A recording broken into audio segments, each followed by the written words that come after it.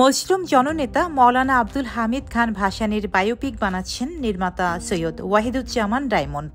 ভাসানী নামের সেই সিনেমার দৃশ্য ধারণের কাজ শুরু হবে আগামী বছরের মাঝামাঝিতে। এখন চলছে প্রি প্রোডাকশনের কাজ। এ প্রসঙ্গে নির্মাতা বলেন, শুধু বাংলাদেশের ইতিহাস নয়, ব্রিটিশ শাসন আমল থেকে শুরু করে এই অঞ্চলে সারা জীবন মৌলানা ভাসানী রাজনৈতিকভাবে প্রভাবশালী ছিলেন। সিনেমার মধ্য দিয়ে নতুন প্রজন্মের সামনে মৌলানা ভাসানী সাহেবকে তুলে ধরতেই সিনেমা নির্মাণের সিদ্ধান্ত নিয়েছি।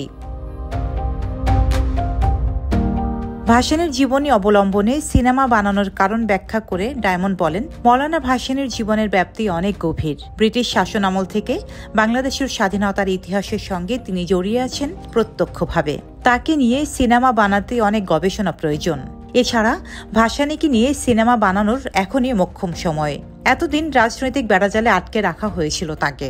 শঙ্কায় ছিলাম তাকে নিয়ে সিনেমা বানালে আদৌ সেটি মুক্তি দিতে পারবো কিনা, কারণ ইতিহাস বলতে গেলে সত্যটাই তুলে ধরতে হবে। সেই সত্যটা মেনে নিতে পারবে কিনা তা নিয়ে ভয়ে ছিলাম। এখন সেই শঙ্কা নেই। মৌলানা ভাসানীকে আটকে রাখার শক্তি এখন নেই। তবে ভাসানী চরিত্রের জন্য এখনো কাউকে চূড়ান্ত করা হয়নি উল্লেখ করে বলেন, ভাসানী হিসেবে এমন কাউকে নির্বাচন করতে চাই যাকে দেখে মনে হবে ভাসানীকেই দেখছি। পরিচিত মুখ নিলে সেটি হয়তো হবে না, তাই নতুন মুখ নিয়ে কাজ করতে চাই। শীঘ্রই অডিশনের প্রক্রিয়া জানানো হবে। তবে ডায়মন্ড জানান, সিনেমা শুরু হবে ভাসানীর 13 বছর বয়স থেকে। বিভিন্ন বয়সে তার চরিত্রের রূপদান করবেন 3 জন অভিনেতা।